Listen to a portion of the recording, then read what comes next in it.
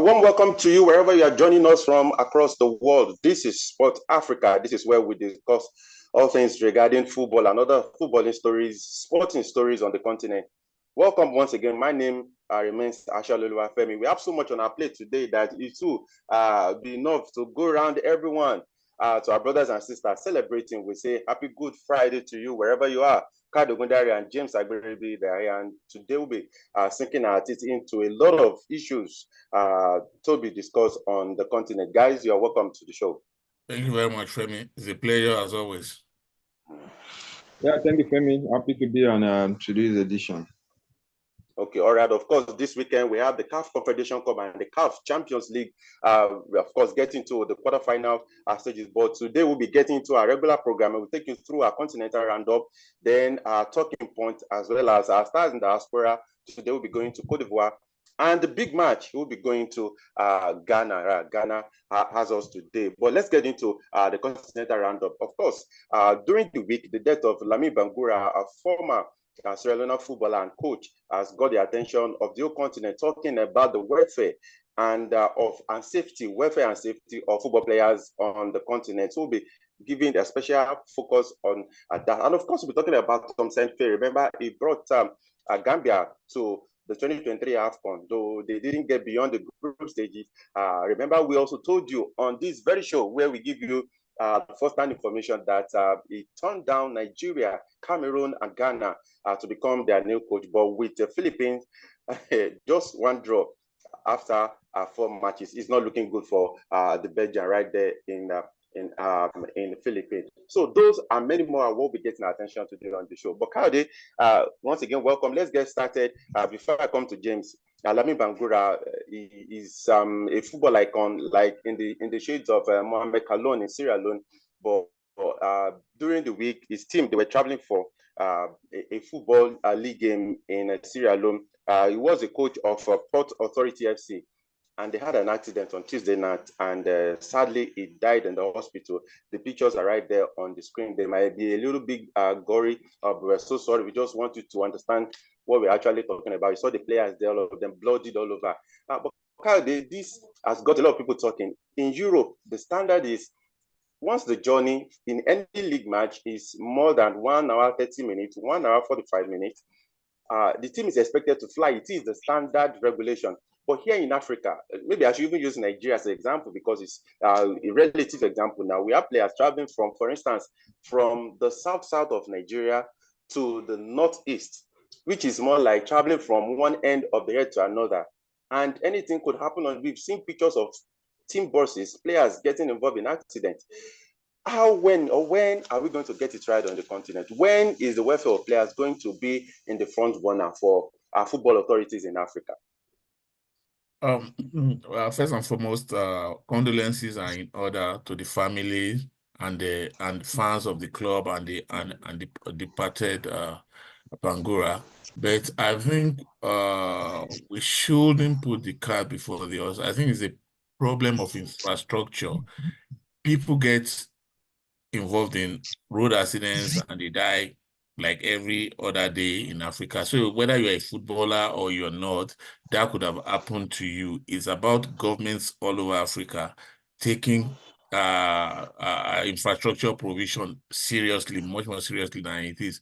Now, when you compare what happens in Europe with what happens in Africa, particularly the example you gave in Nigeria, that's a false equivalence for me, because until we start seeing football and sports as a business, when you say when a team is going from Jos in Plateau State to Maiduguri is more than Nigeria, is more than 2 hours, and okay, Gombe is closer to Maiduguri than Jos. Gombe to Maiduguri is more than 2 hours. And you ask yourself, two teams playing. This is within the same region, within the same northern region. Same region. Two teams playing in Gombe. Doma United playing Gombe.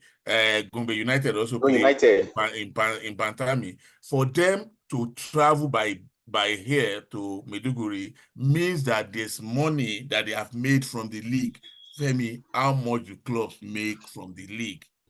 We still see football and sports as a recreation. as a recreational activity. So when you don't make money, where do you expect that money to come from? I tell you one thing, Femi. The 3SC manager said something very, very instructive a few weeks ago.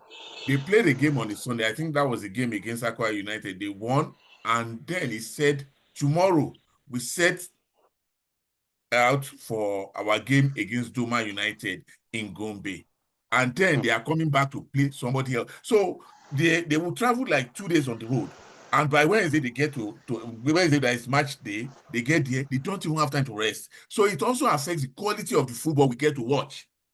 These are the factors that determine the quality of the football we also, because let me not deceive you. If you sit in a bus from Ibadan to Maiduguri, before you get blood running back in your legs, it will take like 2 days.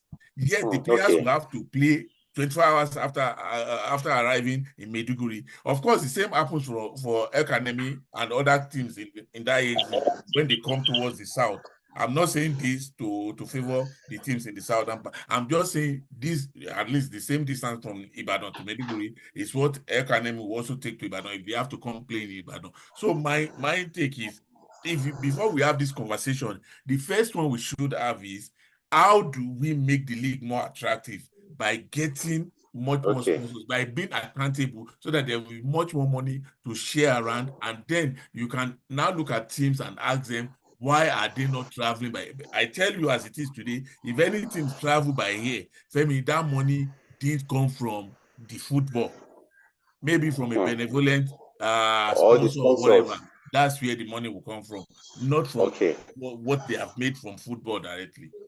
Okay. James, I don't know if we should peg this blame on, Kayode has rightly place it on seeing football as a business and then deliberately developing our infrastructure. But should we also blame CAF?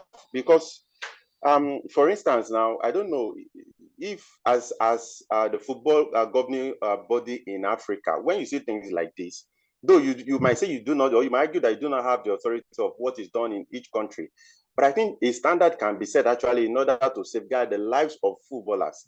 Do you still think that it is a problem of respective countries, or CAF also has a role to play in this, a very big role? I mean, I don't think CAF, anybody should blame CAF. I think we have league, the good leagues in the likes of South Africa and the North Africans. Most of these things you will mostly hear them from the western side of Africa. It's like we just depend on, we have talent and that's where it ends. Any other issue like welfare, transportation, and all those things, it's like it's just secondary to most of the league bodies, football authorities in the western part of Africa. So we've been saying these things for a very long time, and it's like what we've been saying, it keeps falling on deaf ears. Like they don't like all they do is just sell players, and just do shabby things and expect the best. I already said it. Until we start seeing football as a business, we are not going anywhere. I'm talking the time is when. That is actually the big question that no one is asking. When? We keep boasting, we have the talent, but there's an extent to where talent will take you to, So we've seen a lot of talented players who never made it. So football is big business, and a lot of things. You need to put a lot of things to make it work. So until we get there, I mean, we'll continue to see things like this. Especially just like the way Kayode said it in Nigeria. I mean, it's torture for players. I haven't heard that sometimes that some teams, their key players don't even go for away games because they feel, what's the essence? Because they know that they're going to lose, or they know that the journey won't favor. So all those things. So I mean, how are you going to get the best? And you want people to keep supporting the league. A lot of people give this campaign. They always go about with the campaign of support your home, do that. But everything here just ends on the pitch. Anything outside the pitch, I mean, it's just off it. So for me, honestly speaking, we are not ready. We are not just ready. So until we sit down and see football as big business, that's why sometimes I just say, what's the essence of the profession? Okay, they've changed it now from Nigerian Professional Football League to Nigerian Premier League. So So, Femi, we are not just ready. We should just stop deceiving ourselves until we sit down and put things in what we're supposed to do. Femi, we will continue to hear things like this. It's very sad. Okay, all right. We pray that the soul of course, Lamin Bangura will rest in peace. I think if you're not ready, we should just pack our bags and just go home. Kayode, let's talk about Tom Stemfe. Remember, we talked about how he rejected Nigeria, Ghana, and of course Cameroon. Going to the Philippines.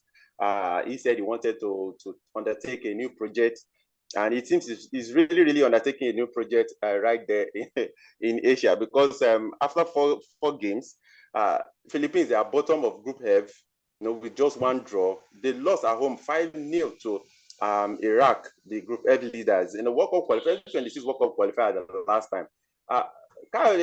So, like I said earlier, would you say these three countries actually dodged a very massive bullet? Because imagine that happening with any of these three countries. By now, it will have been war. Let me start by saying I'm always circumspect with issues like this. I know for a fact that the Nigerian job was not offered to him officially. It was not offered to him. And when you talk about him wanting something new, I think that was very brave of him, going to the Philippines. What is without any disrespect to anybody, of course, you cannot even compare Gambia with the Philippines. Yes, I say that with all authority. You cannot compare Gambia with the Philippines. Yeah. So that's why I said it's brave. Of course, probably the working conditions are better, but the talent will not just be there. The Philippines are like the lower rungs. They are like the Djibouti, the Sao Tome and Principe of Africa in their region. So you don't expect him to start winning things, because that will be like we will be like the eighth wonder of the world. So for me, if he's going to, it's a brave decision to go there, but I don't expect him to do anything major. So if he had stayed in Africa, because I think he's had a very long stay in Africa. He has gone around all of the countries that are willing to sign him. So I think it was just the right time for him to leave. But like I said, I'm not sure those jobs were officially offered to him. And when a job is not offered to you, you cannot say you have rejected it, Femi. You can only reject what has been offered to you, not what has been speculated. Okay, actually, of course, during his unveiling, the Philippine FA boss actually said that he turned down Nigeria, Cameroon, and Ghana to take off the job. Or maybe just hype anyway. James, let's talk about Ghana. The matter is getting to a crescendo right now. 2 games in the friendly series. Lost to Nigeria 2-1, drew 2-2 against Uganda, surrendered their lead twice. It seems that it's not a good start for Otoado in the second coming to the Black Stars. And this group, Ghana Football Demonstration, it's a group over the weeks, over the month, even they've been calling for a complete revamping of football in Ghana.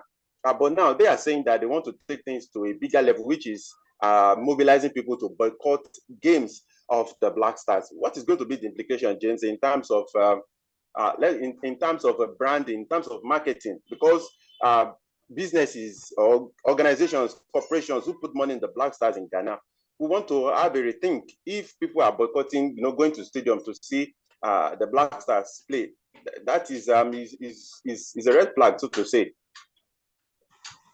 I mean, they are just a group, just like what you call it. I don't think anybody will take them serious. I don't know. The Black Stars are just going through a rough patch. It's just for them to just get themselves together. And they've been in this situation before in the past. So I don't know why they are making it look as if the world is about to end because the Black Stars are struggling. They've been struggling in the past, and every team go through struggles. It's just for you to get yourself back. So I think the qualification for the World Cup kind of blinded a lot of Black Stars fans. So they felt since the team qualified, at least they believe the team is good enough. And I mean that team that was there were good signs at the World Cup. So they kind of felt okay. They expect them to just start winning things, and they went to the AFCON, and it was a different ball game. You know, I remember in the past, the Black Stars, after they got to the final in 1992, 1994, they lost out they failed to qualify for the World Cup in 94. They got to the quarterfinal in 1990. For AFCON. 1996, they lost to South Africa in the semifinals. 98 AFCON, they got booted out in the group stage. The one they hosted with Nigeria, the South Africa knocked them. So they've been through a lot before they now picked up in 2006, and they went to the quarterfinals in 2010. So it's just, for me, it's just a rough patch. So when groups like this come out to say boycott the team and blah blah blah, I mean, I don't know what kind of support is that. You support your team. Look at the Argentine team that it took them over how many decades before they were able to win a major trophy. Before they won the Copa America, the last one in 1992. If the Argentine fans, they won the Copa America 2021. The last time they won a major trophy was in 1992. The Argentine team didn't stop supporting them despite that long drought. So for me, just have to stick to the team and stop all this trying to whip up some kind of unnecessary followership and start making noise up and I just have to stick to your team. It's like a new beginning, just for them to support it instead of discouraging fans to come and support the Black Stars. You have to be with them in their bad times, not just when they are doing well. Okay, of course, and I think that Otoado also got that message clearly, because he said in the next game, before the next game, he's going to engage each of the players in a long conversation, which I think is right. Maybe he needs to actually let them know what they are in for at this time. They have to qualify for. If I can quickly interject, I think boycotting the Black Stars games is not a very bright idea. It's not a very bright idea, because the problem you have is not with you are when you're trying to boycott the Black Stars, you are not dealing with the root cause of the problem. You are just looking at the symptoms. It is not the players' fault at this stage. It's not even the coach's fault at this stage. Over the two games they played against Uganda and against Nigeria, I saw, even though they were not at full strength, I saw the fact that they really, really wanted to come out and play. And the coach is also trying to see other players, apart from the regulars that were not available. So it's not about the players themselves. Okay, if it were to be the players' problem, these players were not the ones who were there in 2021 AFCON, that they did miserably badly. Now, yes, they were not the ones who have underachieved in the last few years. So that means it is not about the players, it is about the system. So it is the system that you are supposed to face. Instead of saying you are not going to watch the Black Stars, you are trying to discourage and dampen the spirit of the players by saying you are not going to support them. Come rain, come shine, you should be supporting your team. It is the FA that you have to contend with. They are the ones you have to deal with. Allow the coach to interface with the players like he said he was going to do, but that in itself is not going to solve the problem until the FA are also made to sit up. That's what I think, where I think the problem is. Okay, we really don't have time. We'll have even loved to talk more about this. James, in 1 minute, the Super Falcons will be opening their camp for the this very crucial final round of the 2026 Olympic game qualifier against the Bafana of South Africa. And Bafana, they've opened camp since March 25th, which was last Monday. And the Falcons, they will be opening camp this Sunday. That is about a week after South Africa have been in camp. And as a matter of fact, like we said in the intro, they've started selling tickets for the return leg on April 9th. James, so when it happens, I think Nigerians should actually understand, if the Falcons fail to reach the Olympic again, they've not been there since Beijing 2008. So if they fail to reach Paris this time, I think Nigerians need to actually hold the FA accountable. And again, this actually underlines why they need to develop local female football in Nigeria, because they're waiting for all the foreign players to just come to camp and perform a miracle. Most of the players, the Israelis invited to camp, they were local players, but now we now have the Katlaga and all the big stars in camp. Femi, most of Super Falcons players, and if you check the list that was released, most of them play outside Nigeria. It's not as if they are just hanging around. They are also, these things have, you not expect them to just leave their club and start running down. They have the period where they are expected to be in camp. We find the South Africans are in camp. They are doing they are going about with their preparation. But for me, it's not a guarantee that they're going to qualify for the Olympics. It's not a guarantee. Yeah, I'm telling you, what to do on the pitch. I know a lot of people want to come out and start saying, "Oh, the Super Falcons, they are yet to arrive in camp, and the South Africans are this." They want to play the Super Falcons. They are not playing any of them. Even though they are the reigning champions, they still know that if you're talking of the number one team in Africa, it's still the Super Falcons. You know, so for me, I understand their why they are going about their preparation. They're not going to. It's not Zambia. It's not Morocco. It's not Ghana. They want to play Super Falcons. The team that have been number one in Africa since the early 90s. So you expect them to go this extra mile. Just like what you said, they started selling tickets for the return leg. So they are giving it their 200% preparation. So now it's a good one for them. Fine. If you want to play against a very big team, you do everything possible in terms of preparation and other things. So for me, it doesn't take anything. These are the Super Falcons. I don't think they are going to be faced by because they want to play South Africa. I mean, they've played bigger teams. Remember what they did to Australia and at the World Cup. You know, these are players with experience. So I'm not playing down the South Africans or whether they cannot get it over the Super Falcons. But I mean, I'm not carried away with their preparation and the coach. You know, the coach has been talking and what happened over 2 legs that counts. So for me, so that's for me. Okay, of course, the South Africans, they are selling tickets for adults as high as 4,000 rands and for children 1,500, and they're encouraging them also to buy the national team jersey, which they said if you buy ticket and you also buy a jersey, it will qualify them to meet their favorite Bayana stars. Now, let's go on this break. When we return, be talking about stars in diaspora today. We told you we'll be going to Cote d'Ivoire today, and who else? Sebastian Heller gets our attention today. Please stay with us.